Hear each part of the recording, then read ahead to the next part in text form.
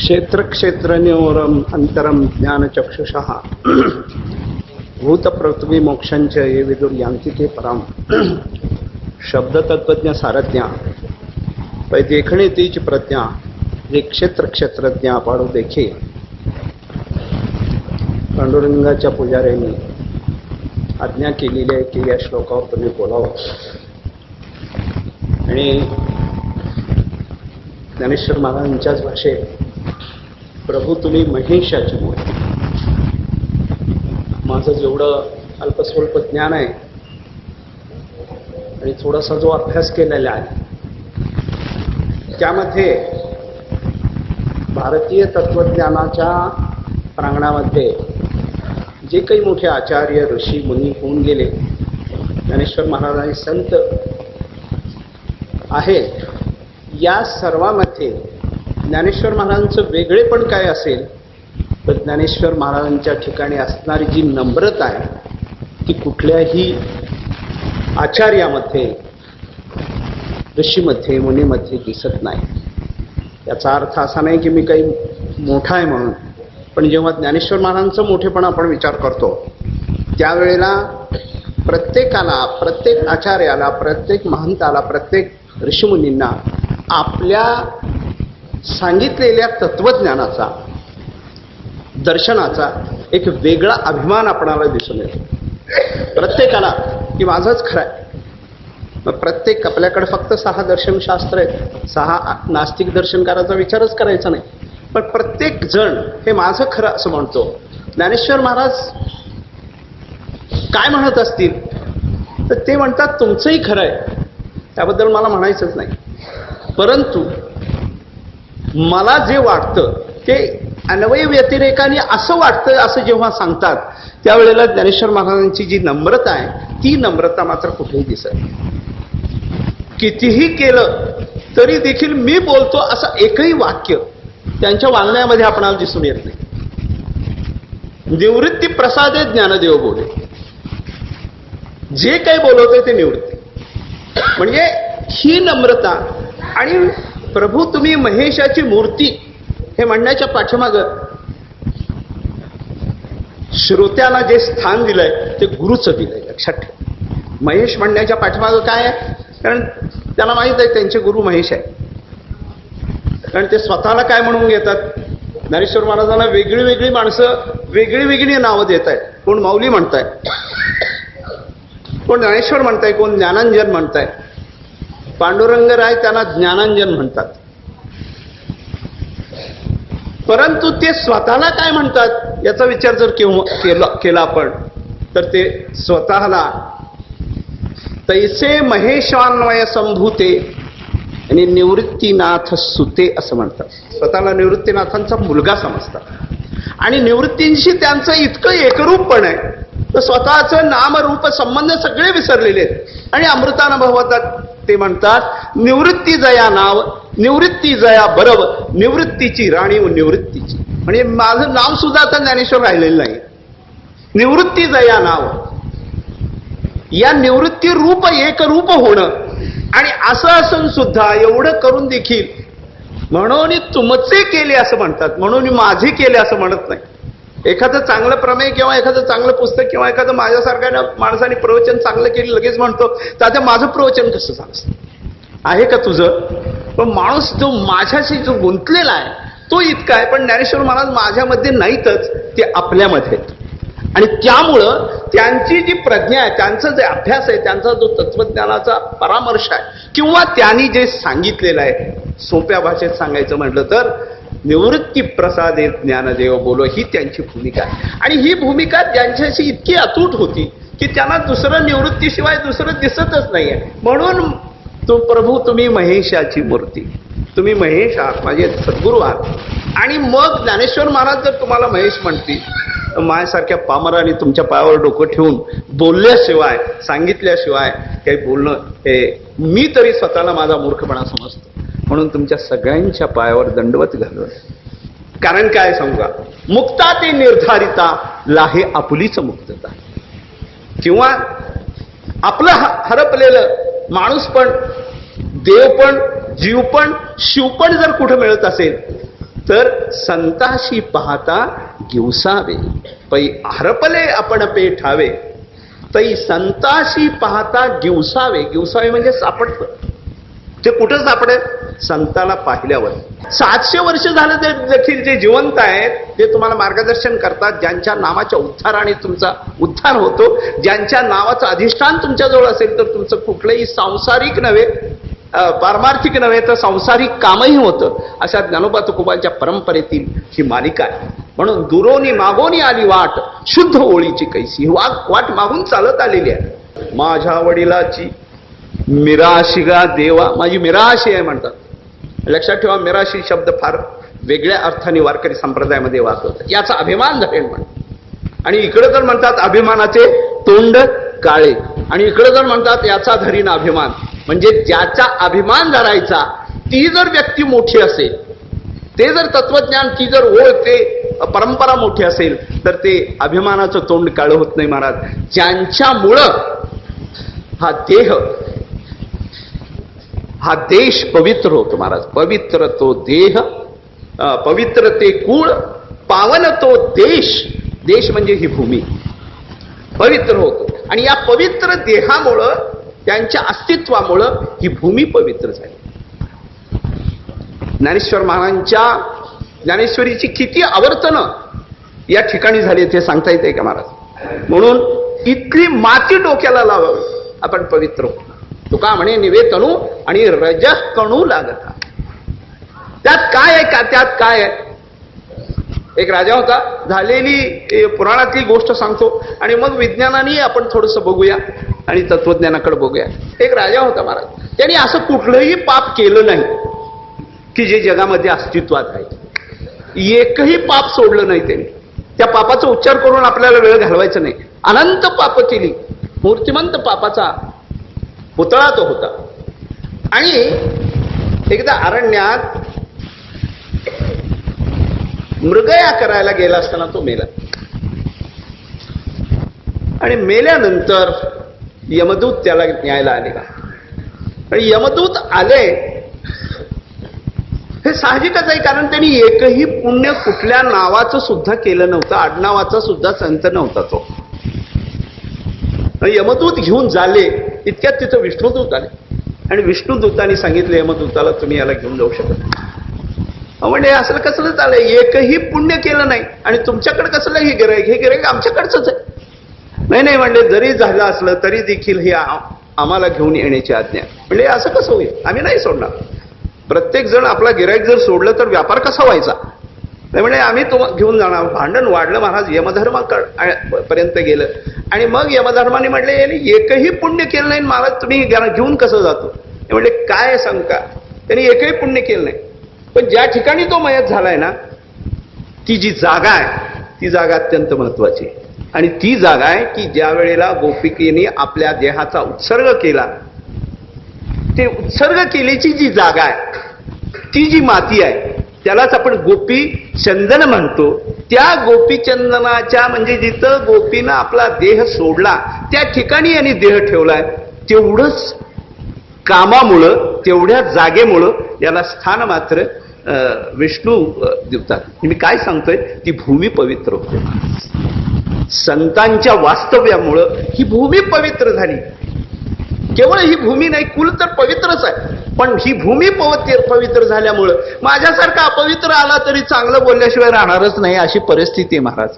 कारण काय आहे? इथं जसा गवयाचं पोर रडायचं झालं तर ते सुरातच रडतं. इथं जो व्यासपीठ आहे, आता थोडंस स्पष्ट बोलतो, हे प्लॅटफॉर्म नाही आहे. लक्षात ठेवा, हे जर प्लॅटफॉर्म असतं ना तर माझ्याकडनंही झालं नसतं. पण जसं जजमेंट सीट ऑफ विक्रमादित्य आहे ना, तसं हे इथं नाना बसलेत ना, त्यामुळं त्यांचं जे आहे ना, राधाकृष्णन एके ठिकाणी फार सुंदर लिहितात. आपले तत्वज्ञ ते राष्ट्रपती होते, ते फार सुंदर लिहितात.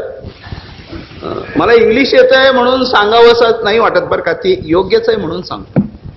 ते म्हणतात, we are the man seeking for the great cause, because cause is great, greatness will come to us. ते असं म्हणतात, आम्ही हिंदू तत्वज्ञानी माणसं अशा उच्चतम ध्येयाकडे जात आहोत. त्या ध्येयातलं जे श्रेष्ठपण आहे ना, ते श्रेष्ठपण आमच्याकडे आल्याशिवाय राहणारच नाहीये. तसं ज्या सिंहासनावर मी बसलोय, व्यासपीठावर बसलोय, ते व्यासपीठच इतकं उच्चतम आहे की त्यातला मोठेपणा माझ्याकडे आल्याशिवाय राहणारच नाही. त्यामुळे मी काही जरी बोललो तरी नानांनीच बोललो असल्यामुळं मला कुठलीही भीती नाही आहे. नानांच्या पवित्र चरणावर मस्तक ठेवून आपण जो विषय घेतलेला आहे आणि तो विषय तात्यांनी काढून दिलेला आहे, तो विषय आहे क्षेत्रज्ञ विभाग, 13वा अध्याय. ज्याला साधक म्हणून व्हायचंय ना त्यांनी 9वा 12वा 15वा वाचायची गरज नाहीये, बाकीच्याचा अभ्यासही करायची गरज नाहीये.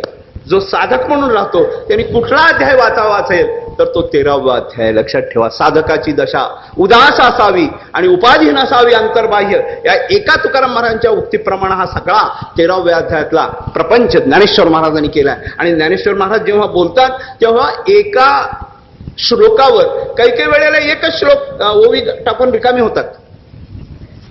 वासांशी जीर्णानी यथा विहाय नवानी गृह्णाते नरोपराणी, या श्लोकावर ज्ञानेश्वर महाराजांनी फक्त एक ओवी लिहिली, जास्त लिहिली नाही. केवढा मोठा त्या श्लोकाचा आवाक आहे, पण ज्ञानेश्वर महाराज म्हणतात एकच ओवी माझी बास आहे, एवढा मोठा जरी असला तरी. पण जेव्हा अमानित्व, अधंबित्व, आचार्योपासनाम, अहिंसा या श्लोकाचं वर्णन करताना केवळ आचार्योपासनावर 90 ओव्या लिहिल्यात. मला अमानित्व या शब्दाचं वर्णन करताना ज्ञानेश्वर महाराज जवळजवळ 35-36 ओव्या लिहितात. आणि मग हा 13वा अध्याय तसा मोठा आहे, म्हणजे ओव्याच्या दृष्टीनं मोठा आहे, पण त्याचा आवाका देखील तेवढाच आहे की ज्यामध्ये आपल्या साधकाच्या दृष्टीनं मूळ क्षेत्र काय, मूळ क्षेत्रज्ञ कोण, या क्षेत्राची ज्या काही गोष्टी साधकाच्या दृष्टीनं करणं आवश्यक आहे त्याचं मार्गदर्शन ज्ञानेश्वर महाराजांनी आपल्या आचारांनी करून दाखवलं. लक्षात ठेवा, जेव्हा बोलण्याच्या पाठीमागे आचाराची बैठक येते त्याच वेळेला त्या बोलण्याला धार येते महाराज. नाहीतर आम्ही म्हणायचं पोटासाठी संत झाले कलित बहुत, आणि सांगताना म्हणायचं मला जरा गुलाबजामुन आवडतो बरं का, कीर्तन प्रवचन झाल्यावर ते करायला पाहिजे, असं म्हटलं की त्या शब्दाला अर्थ राहतो. पण बोले तैसा चाले जर असेल, ज्याचं अधिष्ठान अनुष्ठानाचं असेल, नुसता अनुष्ठान नाही तर श्रुती स्मृतीचे अर्थ आपणची होऊनी मूर्तिमंत महाराज.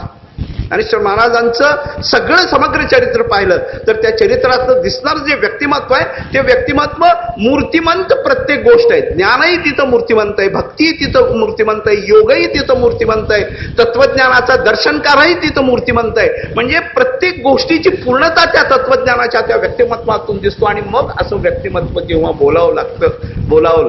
बोलतं त्यावेळेला काय होतं महाराज, त्यावेळेला ज्ञानेश्वरी निर्माण होते, अमृतानुभव निर्माण होतो, अभंग निर्माण होतो, आणि सगळ्यात शेवटी हरिपाठाचा भाग येतो. आणि मग किती सोपं सांगितलंय त्यांनी, सर्व सुख गोडी साही शास्त्र निवडी आणि रिकामा अर्धघडी राहून.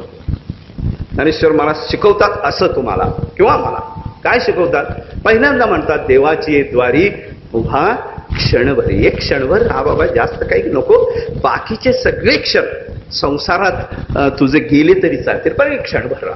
क्षणभर हा कालमानाचाच विचार आपण करू, जास्त नाही करायचा. तो क्षण कुठला काय याचाही विचार नको, फक्त कालमानाचा जर विचार केला, क्षणभर थांबा असं म्हणतात. पण परत जर ज्ञानेश्वर महाराजाला विचारलं, ज्ञानेश्वर महाराज तुमचं क्षणभर म्हणजे काय सांगा की आम्हाला कळत नाही, ते 26 अभंग या क्षणभराचं उत्तर देत नाही. माझ्या कालमानाचा जो क्षणभर भाग आहे तो गप्प बसतात आणि शेवटच्या अभंगात सांगतात सर्व सुख गोडी साही शास्त्र निवडी आणि रिकामा अर्धगडी राहून. याला क्षणभर म्हणायचंय. बघा कसं जमतंय तुम्हाला.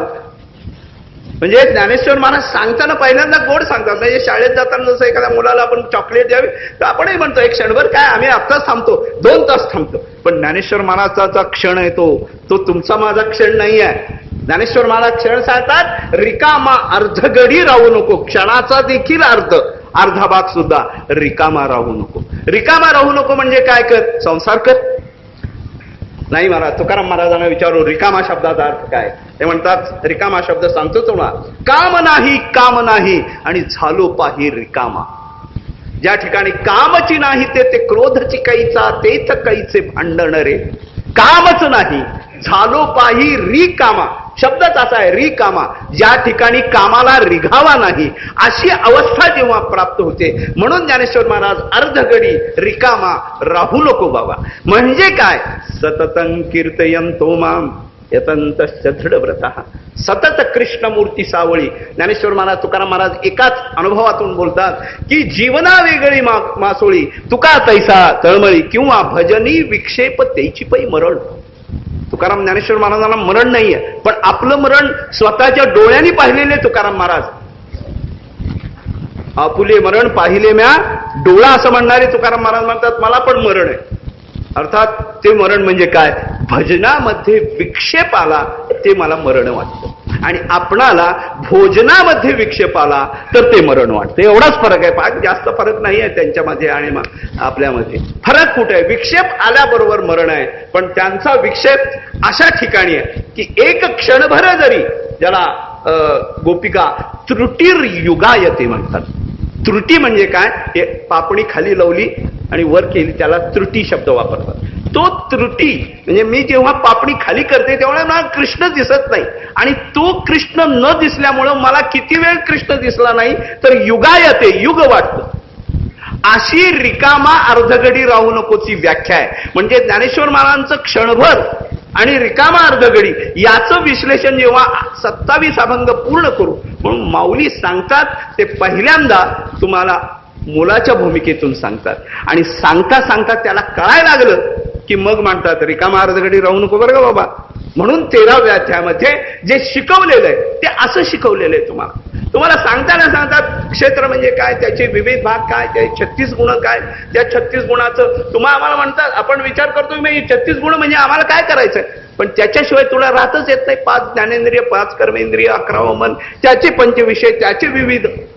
या सगळ्यामध्ये सांगताना आपल्याला असं वाटतं की यात काय विशेष आहे, तर विशेष तेव्हा होतं जेव्हा आपण त्याप्रमाणे कृती करायला सुरुवात.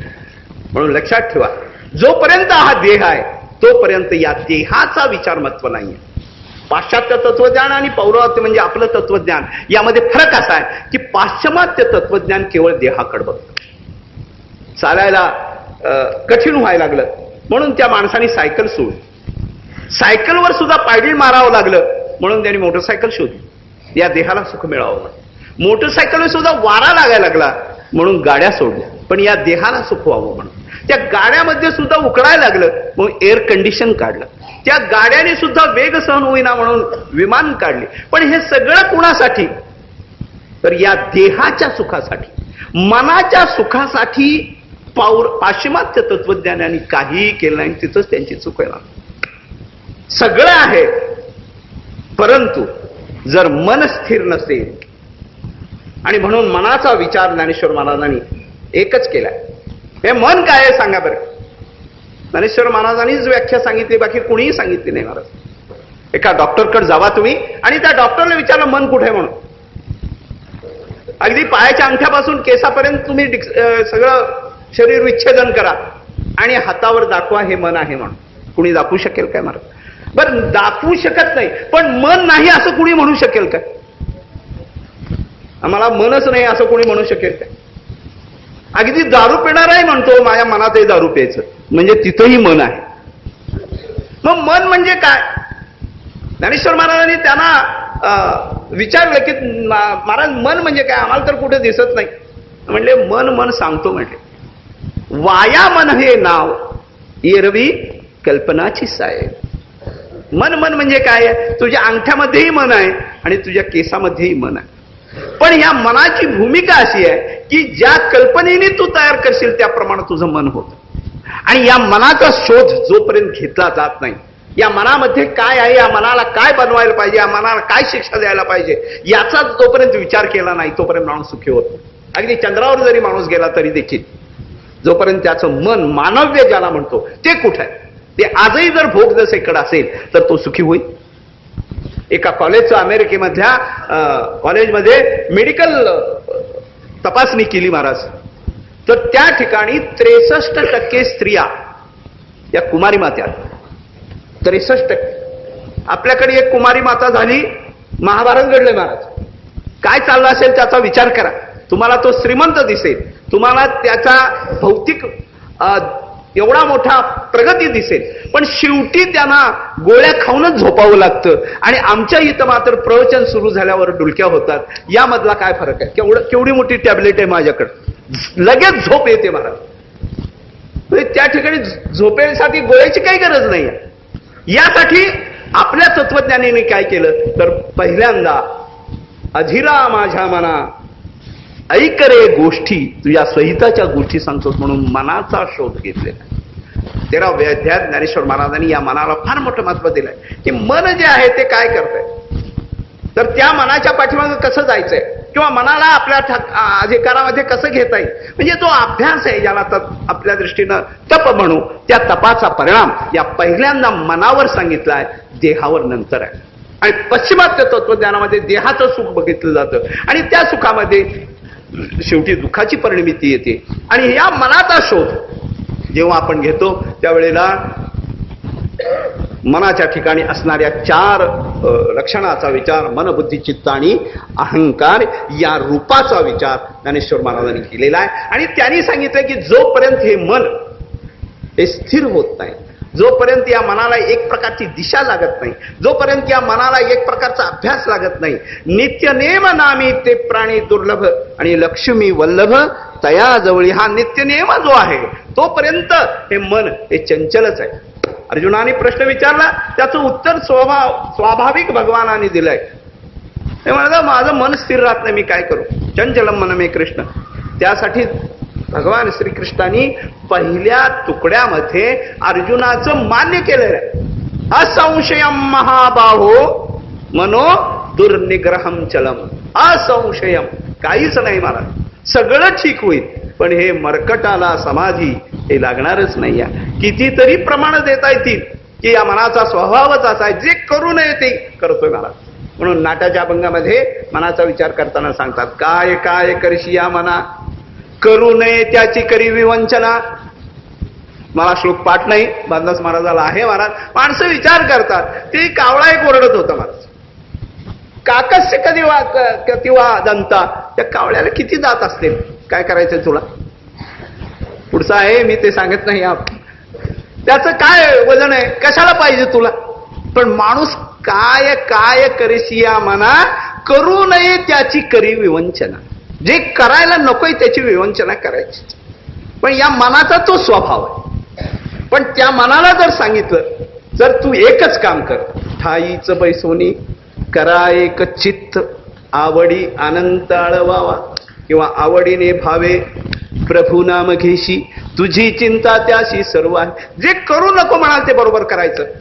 म्हणून आमच्याकडं 9 नाथामध्ये एक अडभंगनाथ आहे महाराज, त्याचं सगळं उलट आहे. त्याला जर म्हटलं की तू तप कर, तुझ्या बापाचं काय जात आहे, अरे तू गुरु कर, तुला काय करायचं. मग गोरक्षनाथाने उलट केलं, म्हणले मी तुझा गुरु, तू माझा गुरु हो, तू माझा गुरु हो म्हटल्याबरोबर ते अडभंगनाथ म्हटले, मला गुरु हो म्हणतोस बेटा, तूच माझा हो ना. म्हणजे सगळं उलट. आणि या उलट्यामध्ये तुम्हाला बाकीचं कथा माहित आहे, मला एवढंच सांगायचंय, मन जे आहे ते मन असं आहे, ते कधीही स्थिर होत नाही. कारण काय आहे, ते वायुतत्वापासून निर्माण झाले आणि नुसत्या वायुतत्वापासून नाही आहे, तर त्याची चंचल हा त्याचा स्वभावच आहे. आणि हे चंचल मन कुठे स्थिर राहील, विषयात नाहीच महाराज. कारण कुठलाही विषय त्याला दिलं की तो विषय पूर्ण जर झाला तर लोभ आला आणि अपूर्ण झाला तर क्रोध. बघा तुम्हाला वारीला चला ना, पाय रस्त्याने आलो असतो, माझं अजून लग्न व्हायचंय, बरं लग्न केल्यावर तरी चल, नाही आलो असतो, मला नोकरी नाही, बरं नोकरी दिली, आता तरी नाही, आता तर बायको गरोदर आहे, मुलगा नाही, बरं मुलगा झाला, मुलगा अजून लहान आहे, मोठा झाल्यावर येईल, मोठा झाला, मुलाचं लग्न व्हायचंय, ठीक आहे, मुलाचं लग्न झालं, आता तरी ये की, नाही अजून त्यांनी मला जोड्याने मारलं नाही, मी कसं येऊ. या पद्धतीनं आपली प्रकृती निर्माण होत असते. आणि ती जोपर्यंत होत नाही तोपर्यंत माणसाला वाटतं की ह्यात इदम मे स्यात, हे मला पाहिजे. आणि त्यामुळं त्या मनाला कुणीही पूर्ण अंशाने सुखी करत नाही. कुठं राहील ते तर समाधान जीव राहिला निश्चळ आणि गेली हळहळ स्मरण हे, त्या ठिकाणी मात्र ते स्थिर राहतं महाराज. त्यासाठी ज्ञानेश्वर महाराजांनी फार सुंदर दृष्टांत घेतला. मौलीचे दृष्टांतच महत्वाचे आहेत बघा, आणि तुमच्या माझ्या दृष्टीने दृष्टांतच कळावेत. सिद्धांत कळण्याची माझी तरी लायकी नाहीये मला. ज्ञानेश्वर महाराजांनी एक दृष्टांत दिलाय, तो दिलाय लक्ष्मीचा. तो किती चंचल आहे माहिती आहे तुम्हाला. लक्ष्मी अत्यंत चंचल महाराज. भागवतकारांनी म्हणजे आमच्या नाथ महाराजांनी 26 दोष त्या संपत्तीचे दिलेले. पण ही चंचल असणारी लक्ष्मी मुकुंदाला पाहिल्यावर जशी स्थिर होते का, लक्ष्मी स्थिरावली मुकुंदी जैशी. मुकुंदाला पाहिल्यावर जशी स्थिर होते तसं हे मन अत्यंत ठिकाणी जात असताना सुद्धा त्याला एक परमार्थाची जर गोडी लावली, या आठा पहारा माझारी मोठके निमिष दे तुझा. लक्षात ठेवा, जोपर्यंत हे निमिष त्याला कळलं नाही तोपर्यंत ते पळतच राहणार. साध्या सुध्या तुमच्या माझ्या माणसाची गोष्ट सांगत नाही महाराज, कानाला हात लावून चुकलं म्हणून सांगतो. फार मोठ्या माणसाची मी गोष्ट सांगणार आहे की हे मन कसं आहे आणि कसं कुठं जात आहे. ज्यांची सांगणार आहे ते आमच्या आईसाहेब आहेत, सीतामाई आहेत, त्यामुळे त्यांचं काही दोष सांगणं माझं काम नाही आहे. पण मनाचा दोष मात्र निश्चित सांगतो. 13.5 वर्ष झाले आईसाहेब आमच्या अनवाणी प्रभू रामचंद्रावर चालतायत. जी काही सुख दुःख आहे ते भोगतायत. 13.5 वर्ष झाले आणि शेवटचे 6 महिने राहिले. विचारच करतायत दोघ जण की आता काय 6 महिने राहिलेत, आपण जायचं, राज्याभिषेक करायचं, राज्य वगैरे करायचं, असे दोघ जण विचार करताय. दरम्यान त्या पर्णकुटीमध्ये एक मृग आला. माहित आहे तुम्हाला गोष्ट, त्यात काय माझ्यासारख्या आणि काही नवीन सांगायचं मला. पण तो मृग पाहिल्याबरोबर मन काय झालं जीवाचं, मी आता आईसाहेब म्हणत नाही, त्या जीवाचं मन छायतो विषयान पुसहा संगस्ते शुपजायते. मला असावं असं वाटलं. कशासाठी? आईसाहेबाजवळ काही चोळीला कापड नव्हतं. आईसाहेब लक्षात ठेवा, तुमचं आमचं का सांगत नाही, त्यांचं सांगण्यापाठीमाग माझी एक भूमिका आहे, चांगली भूमिका आहे. ती भूमिका अशी आहे की आईसाहेबाला सोनं काही नवीन नव्हतं महाराज. आपल्याला सोनं पाहायसाठी आता याच्यातच जावं लागणार आहे, म्युझियम मध्ये जावं लागणार आहे आणखी काही वर्षांनी. पण आईसाहेबांचं जीवन सोन्यमय कसं होतं सांगतो. आईसाहेब जे बाहेर पडल्या ना, ते जो नांगर होता ना तो कशाचा होता तुम्हाला माहिती? जनकाने ती सुवर्ण भूमी नांगरायला सोन्याचा नांगर होता ना. आईसाहेब ज्या पेटीमध्ये होते ना, ती पेटी कशाची होती? सुवर्णाची होती महाराज. आईसाहेब ज्या राज्यात चक्रवर्ती राजाकडं, तिथं सोन्याला काही कमी होते. ज्या घरात पडले त्यांना काही सोन्याचं कमी होतं का? म्हणजे सोनं नवं नव्हतं तरी देखील सोन्याचा मृग पाहिल्याबरोबर जीवाची मनाची भूमिका काय झाली, मला हे असावं. आणि जेव्हा मी अयोध्येला जाईन ना, त्याची कांचोळी घालून मी जाईन. एक भूमिका झाल्याबरोबर काय बदललं सांगा बरं. प्रभू रामचंद्र जवळ बसले होते, गप्पा मारत होते मला. पण तो मृग पाहिल्याबरोबर प्रभू रामचंद्राने म्हटले की मला ते पाहिजे. ते मृग जसा जाईल तसं जो देव जवळ बसला होता जीवाच्या, त्या जीवाने त्या देवाला बाजूला काढलं. म्हणजे जा. विषय समोर आला की जीव देवाला मानतच नाही. कामातुराणाम न भयम न लज्जा. काम अंतःकरणात, कामाचा रिघावा अंतःकरणामध्ये झाल्याबरोबर अंतःकरणाजवळ असणारा परमात्मा किंवा प्रभू रामचंद्र सीतामाईच्या जवळ आहेत, त्यांनी त्या देवाला हाकललं आणि त्या विषयाच्या पाठीमागं पाठवलं. देव कृपाळू आहेत महाराज. मी जरी गेलो तरी जीवाचं संरक्षण संतांनी करावं म्हणून लक्ष्मण महाराजांना जवळ ठेवलं. पुढची कथा माहित आहे तुम्हाला. हा काली लक्ष्मणाधा जीव इतका कृतज्ञ आहे की जीवाला सांभाळण्यासाठी संत आहेत, पण त्या संतांना सुद्धा दुरुक्त करून जीव त्या संतांना सुद्धा बाजूला काढतो का नाही सांगा बरं. लक्ष्मणा जा म्हणले, तुझ्या मनात काळा. हे संतांना सुद्धा वाईट वागणं हा जीव देऊन टाकतो. जा म्हणतो. जसं आज तुकाराम महाराजांचा खून झाला होता, अमकं झालं होतं, तमकं झालं होतं. म्हणजे जीव इतका कृतज्ञ नाही की ज्यांनी उपकार केले त्या संतांना सुद्धा बाजूला पाठवतो. संत जातात, पण तरी देखील संत कृपाळू आहे. ते म्हणतात या जीवाचा उद्धार व्हायला पाहिजे. एक रेष ओढून जातात महाराज. रे जीवा, आता या रेषेच्या पलीकडे तरी जाऊ नको. ही रेषा कशाची आहे महाराज? कर्म.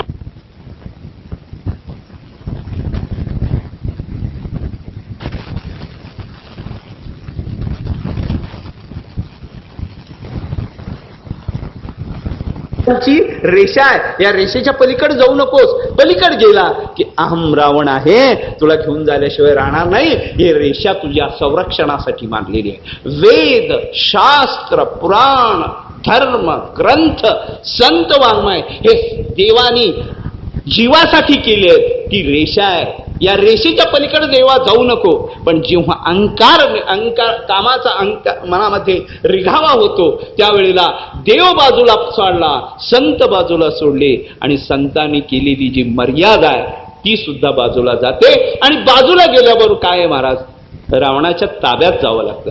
सीतामाई सारख्यांना 6 महिने रावणाच्या ताब्यात जावं लागलं. आपल्यासारख्यांना सततच रावणाचा ताबा आहे, माहिती दुसरं काही नाही.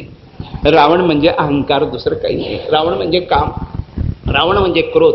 का तर आपण देवाला बाजूला सोडतो, संतांना बाजूला सोडतो, संतांचा उपदेश बाजूला सोडतो, आणि मग म्हणतो मला हे पाहिजे. तू रावणाच्याच ताब्यात जाणार आहे, तुला राम मिळणारच नाही. मला किती जर मेल्यावर माणसं वेड्यासारखी राम बोलो भाई राम म्हणतात.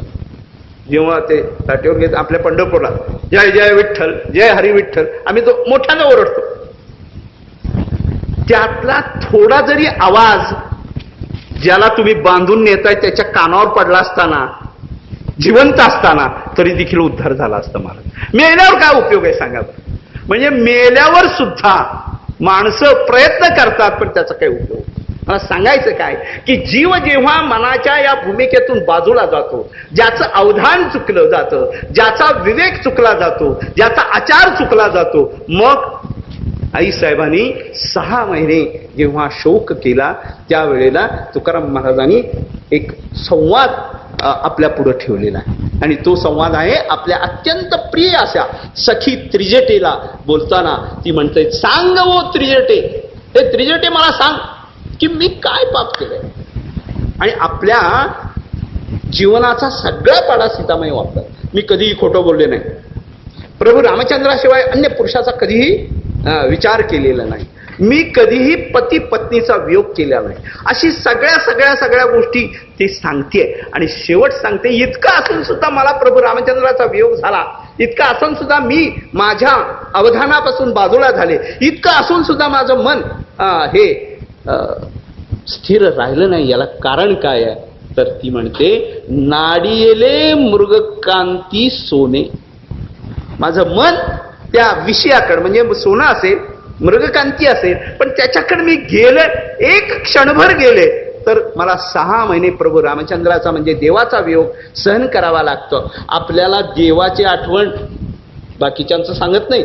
आमचं भजन केव्हा असतं माहिती आहे? वारकऱ्याचं ह्या एकादशीची त्या एकादशी मधली काही भानगड नाही. पण म्हणताना कसं, आम्ही दर एकादशीला भजन करतो. अरे दर म्हणजे 15 गेले ना, मिया नाते क्यों जुम्मे के जुम्मे.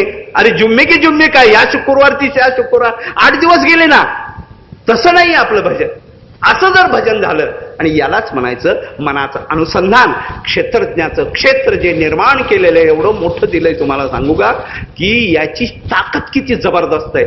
नर करे तो नरका, नारायण बन जाय, एवढी ताकद आहे. दिली इंद्रिय हात पाय कान डोळे मुख बोलाया वचन, जेणे तू जोडशी नारायण. एवढी ताकद आहे या इंद्रियामध्ये. एक माणूस बानू महाराज माझ्याकडे पाया पडायला आला. लोक पाया पडायला जेव्हा येतात ना तात्या, त्यावेळेला त्यांना त्यांचं स्वतःचं मोठेपण एवढं सांगायचं असतं, पण पाया पडायचं असतं. आणि मग आम्ही वा वा वा मोठेच आले असं म्हटलं की त्यांना बरं वाटतं. माणूस आला, पाया पडला, बसला, तर त्यांनी गॉगल लावला होता. उन्हाळ्याचे दिवस होते. ठीक आहे, त्यात काय विषय.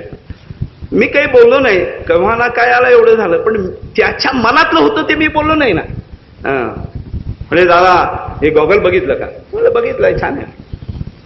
त्याला त्याबद्दल कौतुकाने सांगायचं होतं. म्हणजे काय आहे म्हटलं, हा गॉगल आहे ना, तो भारी आहे.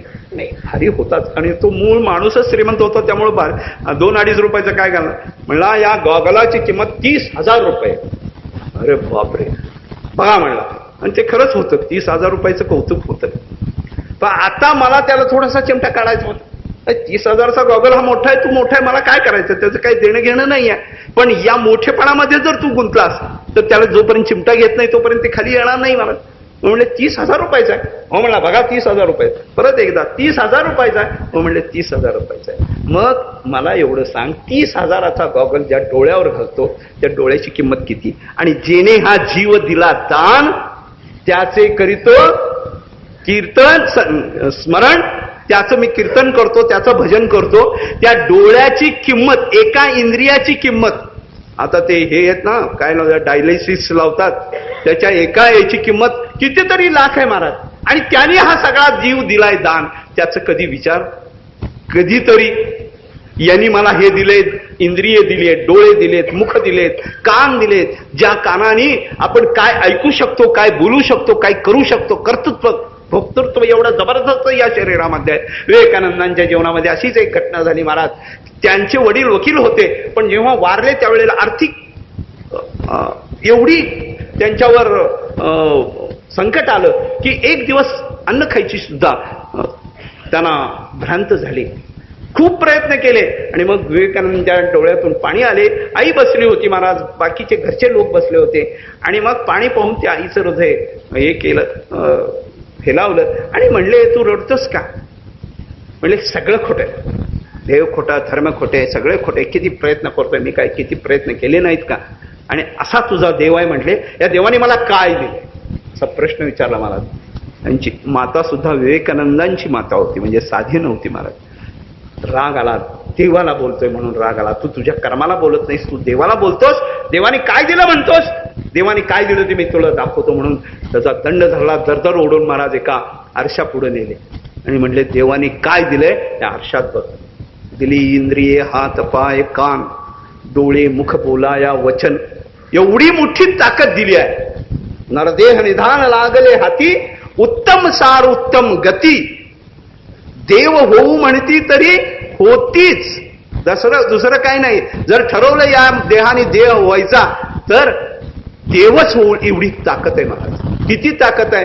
कृष्ण स्वरूप ते झाल्यानंतर रुक्मिणी माता वर्णन करते, लाजले गे माये कोणाशी ओवाळू, आणि जिकडे पाहावे तिकडे चतुर्भुज गोपाळू. इतकं तत्स्वरूप होतो महाराज. ध्यानाने हरी ओम तत्सद या शब्दाचाच अर्थ की त्या स्वरूपामध्ये जातो. नुसतं स्वरूप होत नाही, पण ते करायला पाहिजे. तुकाराम महाराजांची भाषा थोडीशी कठोर आहे, पण ती सत्य आहे. ते म्हणतात, नकरी त्याचे गांडेपण नारायण सिद्ध उभा. नारायण सिद्ध उभा तो तुम्हाला भेटत नाही, तुमचं नपुसकत्व. म्हणजे या मनाला, या देहाला, या क्षेत्रज्ञाला जर ओळखायचं असेल, तर क्षेत्रज्ञाला कळायचं असेल तर पहिल्यांदा तू देह काय आहे हे पहा. आणि या देहालाच आपल्या भाषेमध्ये साधन मानलेलं आहे. अधिष्ठानम, हे अधिष्ठान आहे महाराज. कशाचं अधिष्ठान आहे? दारू प्यायचं अधिष्ठान, विषय भोगायचं अधिष्ठान. अरे हे तर किडामुंगीपासून सगळेजण करत आलेत. लक्षात ठेवा. तुम्हाला असं वाटतंय काय की आजच तुम्ही श्रीमंत आहात, आजच तुम्हाला मुलं बाळ आहेत, आजच तुम्हाला घरदार आहेत? त्या किडामुंगीला विचारावं, तू कसं आहे? तर ती म्हणली, मी माझ्या महालामध्ये राहते, माझी खोली एअर कंडिशन आहे, मी सुद्धा माझ्या नवऱ्याबरोबर संसार करते, मी देखील माझ्या नवऱ्याला बोलू का जोड्याने मारते. तुम्ही मारता म्हणून काय विशेष फरक आहे? जे जे आहे ते सगळं आहे, फक्त लिमिटेड कंपनी आहे. आपल्याला वाटतं हे सगळं आपल्याला मिळालं, तसं नाही आहे. ज्या ज्या योनीमध्ये आहे त्या ठिकाणी त्या योनीमध्ये सुद्धा भजन हे मात्र करणं जर आवश्यक असेल तर मात्र महाराज सांगा बरं, गरुडाने केलेली तपश्चर्या, मारुतीरायाने तपश्चर्या, कुठल्याही महाराज केलेली, गजेंद्रांनी केलेली तपश्चर्या ही वाया गेली महाराज? देह नसल्यामुळं वाया गेली, मनुष्य देह नसल्यामुळं नाही महाराज. भजन करायला, मार्गावर यायला कुठल्याही साधनाची, कुठल्याही देहाची अपेक्षा ठराविक असं नाही आहे. मग तुम्हाला जर सगळंच दिलं असेल, नुसतं इंद्रिय दिली नाही आहेत, तर बुद्धी दिली आहे महाराज. आणि त्या बुद्धीनं काय करायचंय? हे चांगलं काय, वाईट काय, सारा सार विचार, त्रिगुण असार, निर्गुण हे सार, सारा सार विचार. ऐका विचार, आणि तो जर नसेल तर त्याला माणूस म्हणायचं का महाराज? मुंबईला गेलो एकदा आणि चुकून मी उजव्या हाताने चाललो, उजव्या हाताने चालल्याबरोबर पोलिसांनी मला धरलं, तुमची रॉंग साईड झाली म्हणून, चुकलं म्हणले, तुम्हाला 10 रुपये दंड. आता चुकलंय म्हटल्यावर म्हणलं मी दंड द्यायला तयार आहे, पण जे जे रॉंग साईडला जातील त्या सगळ्यांना तुम्ही दंड केला पाहिजे, मी एकटाच दंड देणार नाही. म्हणजे तसंच आहे, जे काही रॉंग साईडला जातील त्याला आम्ही दंड देणारच म्हटलं. मी खिशातनं 10 रुपये काढले त्याला देणार इतक्यात म्हटलं हे बाकीचे जे चाललेत ना त्यांना सुद्धा दंड करा. तर बाकीचे जे चालले होते ना ती गाढव होती महाराज, उजव्या बाजून चालले माझ्यासारखीच. त्या गाढवाला दंड आहे का? म्हणतो नियम जो आहे तो माणसासाठी, तसं शास्त्र जे आहे ते तुमच्या माझ्यासाठी.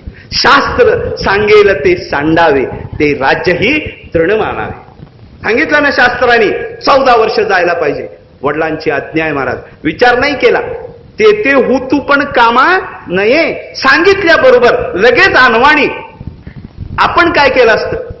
माझे काय दोष आहे, आमचं आत्ताच माझं पट्टाभिषेक व्हायला पाहिजे आणि मग त्यानंतर आम्ही विचार करू.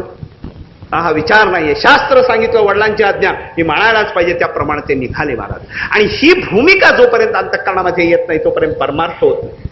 आणि म्हणून शरीरावर तुळशी माळा घालून या मनाला होय होय वारकरी आणि पाहेरे पाहेरे पंढरी जी दिशा दिली जाते त्याच्यासाठी 13वा अध्याय महत्वाचा आहे. आणि त्या 13व्या अध्यायात सांगितलं की बाबा तसं वागावं, कसं पुण्य करावं, कसं परमार्थ करावा, नाहीतर आपला परमार्थ उभ्या बाजारात कथा हे तो नावडे पंढरीनाथ.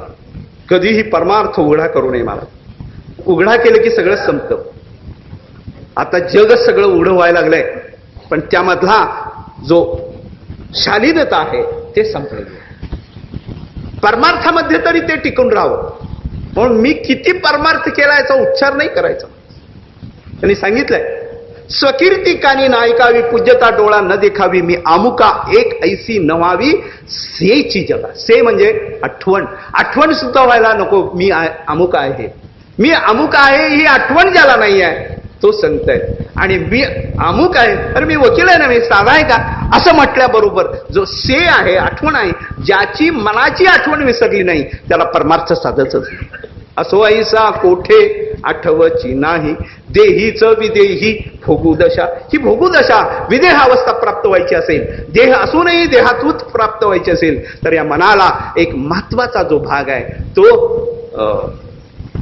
शिकवणीचा आहे, तो अभ्यासाचा आहे, तो अनुष्ठानाचा आहे, तो तपाचा आहे. म्हणून ज्ञानेश्वर महाराज म्हणतात तपे विण दैवत निधल्या विण प्राप्त. तपाशिवाय म्हणजे अभ्यासाशिवाय काही जमतच नाही महाराज. किती पोरं कॉप्या करून पास झाले तरी देखील जेव्हा जीवनाच्या परीक्षेमध्ये तो उतरतो त्यावेळेला तो नापास झाल्याशिवाय राहणार. तसा परमार्थामध्ये जोपर्यंत परमार्थ हा कृतीमध्ये येत नाही, बोले तैसा चाले ही अवस्था प्राप्त नाही. नाहीतर बोले आण करी आण त्या कैचे ब्रह्मज्ञान. बोलायचं एक आणि करायचं एक नाही महाराज. जसं सांगितलंय आणि त्यांनी काय सांगितलं, जास्त काही सांगितलेलं नाहीये, लक्षात ठेवा. सर्वसामान्य माणसाला ते हठयोगी जमणारच नाही मला. नाडीत्रया माझी सुषुम्ना संचरण नसा देहामान ऐसे बोलती मुनिजन सांगितलंय त्यांनी. नाडीत्रयाच्या ठिकाणी सुषुम्ना संचरण करायचा, मग गुदवार अपान वायू वर आणायचा, वरचा वायू खाली घालायचा. हे जमेल का महाराज? ज्ञानेश्वर महाराज त्याचं वर्णन करताना सांगतात तहानेलिया तहानची पियावे. तहान लागली तर तहानच पिऊन टाकायचं, कसं जमेल?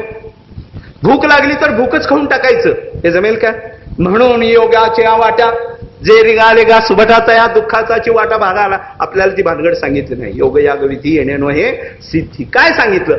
एक तत्वनाम धडधरी म्हणा हरीशी करुणा येईल तुझी. बरं तुम्ही मग म्हणाल आम्हाला धड धरा असं म्हणताय, पण नाम आम्हाला धरताच येत नाही. आम्ही मनापासून जेव्हा नाम उच्चारलं की त्यावेळेला काय होतं? कीर्तनी बैसता निद्रे ना अमृताहुनी गोड नाम तुझे मन माझे केशव. का बाण घे, का घेत नाही सांग बरं? बरोबर जेव्हा नाम उच्चारलं ना इतर वेळेला तो विषयही येत नाही, तो विषय बरोबर त्या वेळेला येतो. मग अशा वेळेला आम्ही काय करावं त्याचंही उत्तर दिलेलं. जाणीव नेणीव भगवंती नाही आणि उच्चारणी पाही मोक्ष सला. या ठिकाणी जाणीवेणी बघतोय का नेणीवेणी बघतोय हेही देव बघत नाही.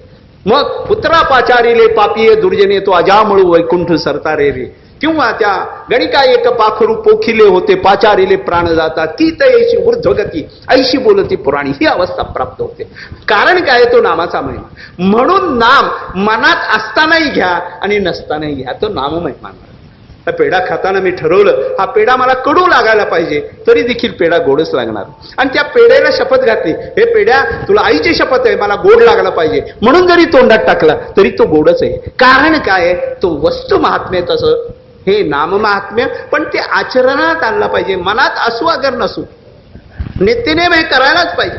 आणि ते करायला लागलं की मग मन मात्र महाराज एका जनार्दनी गाता हरीचे नाम, निमाली इंद्रिय विषय विसरली काम.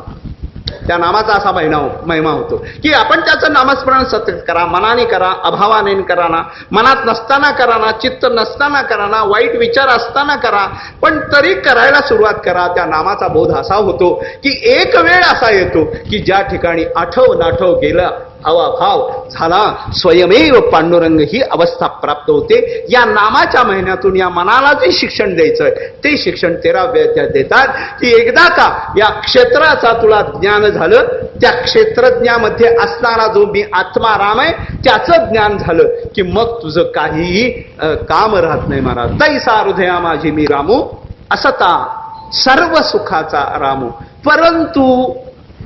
परंतु इथं आलं की सगळं संपलं महाराज. आणि इथं परंतु मध्येच तुम्ही आम्ही सगळेजण आहे. परंतु काय आहे? भ्रांताशी कामो विषयावर आहे. ज्ञानेश्वर महाराज एक दृष्टांत देतात आणि तो दृष्टांतही तेवढाच पवित्र आहे, मोठा आहे महाराज. दूध किती पवित्र आहे हे सांगायची गरज नाही आहे. ते दूध जेव्हा काढतो ना त्यावेळेला दुधाच्या जवळ, अत्यंत जवळ माणूसही नाही आहे किंवा ते वासरू पण नाही आहे. त्या दुधाच्या स्तनाजवळ काय आहे माहित आहे का? ज्ञानेश्वर महाराज म्हणतात गोचीड आहे. किती जवळ आहे? पण ते गोचीड म्हणजे जीव काय पितो माहित आहे? रक्त पितो. विषयाचं रक्त पिण्याची आपल्याला सवय लागली, त्याच्या आतल्या बाजूला अमृत आहे हेच आपण विसरलो. पाहे पा दूध पवित्र आणि गोड, पासी त्वचेच्या पदराड. माऊलीचं वर्णन आहे महाराज, अत्यंत जवळ आहे परंतु ते अमृत पिणार नाही महाराज. संतांना दया आली बघा. 700 वर्षापूर्वी ज्ञानेश्वर महाराजांचं लिहिणं आहे. आज ते सिद्ध झालंय विज्ञानाने की प्रत्येक पदार्थामध्ये जंतू असतात. आज ते सिद्ध झालंय. अमिबा वगैरे हे जे आहे ना, वर्ष म्हणजे 50, 60, 100 वर्षाच्या पासून प्रत्येक पाण्यामधला जंतू निराळे, दुधामधले निराळे, बाकीच्या सगळ्या पदार्थामधले जंतू हे प्रत्येकाचे वेगळे वेगळे जंतू आहेत. इन्सेक्ट म्हणतात त्याला. म्हणजे जंतू म्हणजे आपण वाईट अर्थाने शब्द वापरतो, पण त्याचं जे प्रत्येक पदार्थामध्ये हे जंतू आहेत. संतांना दया आली. कशाची दया आली? तर विषाची दया आली. संत म्हणले हे विषामध्ये जे किडे आहेत ना ते वाईट आहेत, ते तिथं मरतात, त्यांचा जीवन हे उपयोगी होत नाही. आपण काय करूया? ते किडे काढूया. म्हणजे बघा संतांना त्यातलं इन्सेक्ट ज्याला जंतू म्हणतात ते काढण्याची क्रिया माहीत होती. त्या पदार्थामधला असणारा जो भाग आहे, थोडंसं इंग्लिशमध्ये असल्यामुळं पाणी आहे ना, त्या पाण्यामध्ये 2 भाग आहेत, एक ऑक्सिजनचे आणि एक हायड्रोजनचे. त्याच्या हायड्रोजनचे 2 भाग आणि ऑक्सिजनचे 1 भाग मिळून पाणी होतं. मग त्या पाण्याचं विश्लेषण जेव्हा केलं त्यावेळेला हा एक भाग वेगळा, हा एक भाग वेगळा झाला. तसं ज्ञानेश्वर महाराजांनी विचार केलाय की या विषातले जे किडे आहेत ना त्यांना आपण उद्धार करूया. आणि त्यांचा उद्धार करण्यासाठी ते किडे बाजूला काढले आणि माऊलीची कृपा अशी की त्यांना अमृतात टाकूया म्हटले. म्हणून ते उचलले आणि अमृतात टाकले. दैव असं आहे त्यांचं, ते काढून अमृतात टाकल्याबरोबर मरूनच गेले महाराज. का? विषाचे किडे दुग्धी मरे. चांगलं मिळतच नाहीये महाराज. ही वृत्ती तयार होती माणसाची. ही वृत्ती, आता हा वैज्ञानिक भाग झाला, पण इतिहास तुम्हाला सांगतो महाराज. युद्ध, धर्मयुद्ध झालं, कौरवांचा निपात झाला आणि दुर्योधन आपल्या कृतीनं नरकात गेला. जो नरकात गेला होता त्या नरकाचं नाव आहे कुंभपाक. कुंभपाक म्हणजे काय आहे? संपूर्ण विष्ठा आणि त्या विष्ठेमध्ये त्याला टाकलं. स्वर्गामध्ये जेव्हा आमचे धर्मराज गेले त्यावेळेला विचार आला की मी माझ्या कर्माने स्वर्गात गेलो, पण तरी देखील माझा भाऊ हा नरकात आहे, हे काय बरोबर नाही. लक्षात ठेवा, धर्माने आयुष्यभर दुर्योधनाला दुर्योधन म्हणून कधीच बोलवलं नाही मला. तो बोलवायचा, तो सुयोधन म्हणायचा. कधीही तो सुयोधन नसताना देखील तो दुर्योधनच होता महाराज. दुसऱ्याचं धन घेणारा तो दुर्योधन. माझ्या सकट सगळे आले बर का. तो नरकात आहे असं वाटल्यानंतर त्यांना कृपा आली महाराज. संतांची कृपा कशी असते महाराज. स्वर्गातून नरकाकडे जाण्याची त्यांचं असं कुठलंही कर्म नव्हतं, पण संत जीवाचा उद्धार करण्यासाठी प्रत्यक्ष नरकात गेले महाराज. नरकात गेले आणि त्यांनी पाहिलं, दुर्योधनाने लांबून पाहिलं महाराज, धर्म येतोय. धर्म कशासाठी येतोय हेही कळलं त्याला, की मला या नरकातून तो काढण्यासाठी येतोय. तो काय माझ्यासाठी युद्ध करायला येतोय असं नाहीये, माझा उद्धार करायला येतोय. पण त्याची वृत्ती इतकी नीच होती महाराज, की भले मी नरकात गेलो तरी चालेल, पण माझ्या शत्रू करून माझा उद्धार होता का. याला काय म्हणायचं, म्हणजे स्वतःचं नाक कापलं तरी चालेल, पण दुसऱ्याला अपशकुन करणारी जी वृत्ती आपल्या ठिकाणी आहे ती वृत्तीच महत्वाची आहे. आणि जवळ गेल्यानंतर त्यांनी काय केलं, गळ्यापर्यंत तो तंगत होता महाराज त्याच्या कर्माने. पण जेव्हा धर्म जवळ गेला त्यावेळेला तो जो मुंडक्या सगट खाली गेला स्वतःहून. कशामध्ये, एअर कंडिशन जागा नव्हती महाराज. कुंभपा की बुडी दिली दुर्योधने. कुंभपाकामध्ये स्वतःहून, आणि पाहेना लाजेने मुख धर्मा. धर्माला मुख सुद्धा दाखवायला नाही. म्हणजे धर्म एवढा मोठा श्रेष्ठ आहे की स्वतःची अवनीती करून देखील जगाचा उद्धार करण्याचा प्रयत्न करणारे संत, त्यांना देखील यश मिळू नये म्हणून हा कुंभपाकामध्ये मला दुःख झालं तरी चालेल, हे जे अधिष्ठान शरीराचं आहे ते अधिष्ठान जोपर्यंत बाजूला जात नाही आणि प्रतिष्ठापना क्षेत्रज्ञाची होत नाही तोपर्यंत हे क्षेत्र हा देह मिळाला काय आणि नाही मिळाला काय काही फरक नाही. म्हणून या देहाने काय करायचे आहे, देहाची साधने सच्चिदानंद पदवी घेणे. ही पदवी घेण्यासाठी देह दिलाय आणि याचा उपयोग जर तुम्ही त्या कामासाठी केला नाही तर याचं उत्तर तुकाराम महाराजांना विचारू, कारण ते जास्त परिणामकारक आहे. ज्ञानेश्वर महाराजांनी दिले उत्तर, पण ज्ञानेश्वर महाराज आपले पाठीवरून हात फिरवणारे, पाठीवर चाबूक मारणारा पाहिजे माणूस महाराज. जर असं नाही वागलं तर तुकाराम महाराज म्हणतात, पूस नाही पायचारी मनुष्य परी कुत्रिती. झटक्यात समजलं ना, विश्लेषणाची गरजच नाही मला. म्हणून जोपर्यंत क्षेत्रज्ञाची जाण येत नाही, क्षेत्रज्ञाचं ज्ञान येत नाही, क्षेत्रज्ञ काय हे माहीत नाही, तोच क्षेत्रज्ञ तुझ्या माझ्या ठिकाणी आहे. म्हणून ज्ञानदेवी नाम रामकृष्ण ठसा तेने दशदिशा आत्माराम. ही आत्मारामाची अवस्था जोपर्यंत प्राप्त होत नाही तोपर्यंत क्षेत्रज्ञाचं ज्ञानही कळत नाही, आणि क्षेत्रज्ञ कळलं तरी काही होत नाही महाराज. केवढं मोठं शरीर आहे, किती ज्ञान आहे, किती शक्ती आहे. त्या शक्तीचा वापर जर आपण योग्य रीतीनं केला तर प्रत्यक्ष देव सांगा देव कान होती आणि निर्जीव चालविली भिंती, अशी तत्व. दयाचे बिसाड शब्द सुखे म्हणो येती वेद, सदेह सच्चिदानंद कान व्हावे. का होणार नाही, पण आपण करायचंच नाही तरी त्याला काय करायचं. म्हणून क्षेत्रज्ञाचं ज्ञान होणं यातच ज्ञान आपल्या जीवनाची इति कर्तव्यता जोपर्यंत आपण मानत नाही, आपण त्याचा वेध जोपर्यंत घेत नाही, त्याची सेवा जोपर्यंत करत नाही, जोपर्यंत त्या विषयाकडे आपण बघतोय, सीतामाई सारखी अवस्था होते की जवळचा राम आपण बाजूला काढतो. त्या रामाला म्हणतो जा निघून, संतांना म्हणतो जा निघून, तत्वज्ञानाला म्हणतो हे सगळं खोटं आहे, आणि मग तुझं एकटंच खरं होय. कुठपर्यंत खरं वाटतं, जेव्हा आयुष्याचे सूत्र बिघडतात, भूताची उमटे खडाडता. एक एक एक एक जेव्हा भूत जाय लागतं, चेतना जाय लागती, त्यावेळेला म्हणतो मला माळ घालाल का. माणसं येतात महाराज आमच्याकडे. एक माणूस माझ्याकडे आला, माळ घालायचंय म्हणला, दादा घाला म्हणजे. बसला समोर. तर माळ घालण्याची प्रक्रिया तुम्हाला माहिती आहे, तिथं बुक्का असतो तो त्याच्या कपाळाला लावायचा असतो महाराज. मी बुक्क्यात हात घातला आणि त्याच्या कपाळाला हात लावायचा असं म्हटलं, पण ते इतकं हालत होतं महाराज. मी इकडे हात केला की इकडं जायचं, इकडे केलं की इकडं जायचं. म्हणजे जीवनामध्ये तो कधीही स्थिर बसला नाही. आणि अशा वेळेला माळ घालतोय की ज्या वेळेला त्याचा काहीही उपयोग नाही महाराज. बहिरा झालोय, मुका झालोय, काय राहिलंय तुझ्याजवळ? गेले टळले प्रहर 3, काय निजसुरा निजशी. अजून आयुष्याचे 3 प्रहर गेलेत. ज्या क्षणाला आपण काहीही करू शकत नाही त्यावेळेला जर करायचं म्हणत, पण संत कृपाळू आहेत महाराज.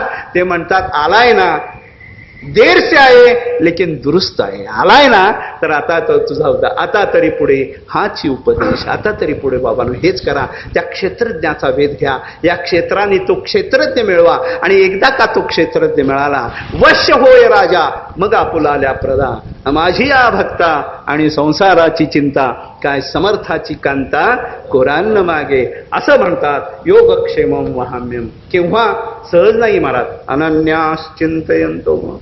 हा अनन्य जो होतो, आणि अनन्य शब्दाचा अर्थ आहे की तत्स्वरूप होतो. म्हणूनच क्षेत्रज्ञाशी जेव्हा एकरूप होतो त्यावेळेचं ज्ञान, त्यालाच क्षेत्रज्ञाचं ज्ञान म्हणतात. त्यालाच ज्ञानेश्वर महाराजांचं ज्ञान म्हणतात. त्यालाच ज्ञानाचं ज्ञान म्हणतात. त्या ज्ञानस्वरूप ज्ञानाला, ज्ञानाला, ज्ञानेश्वराला नमस्कार. कुंडलीक वरदा हरी विठ्ठल. श्री ज्ञानदेव तुका विठ्ठला.